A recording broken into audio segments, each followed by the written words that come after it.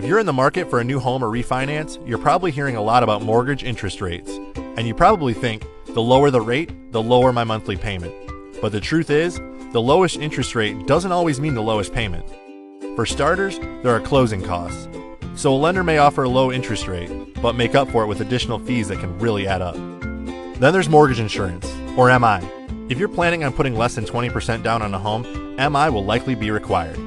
And MI has an interest rate of its own. But here's the good news. By getting a lower MI rate, even with a higher interest rate on your mortgage, you can actually end up with a lower monthly payment. And in the end, it's the amount coming out of your bank account each month that matters most. So, when you're shopping for a mortgage, don't just look at interest rates.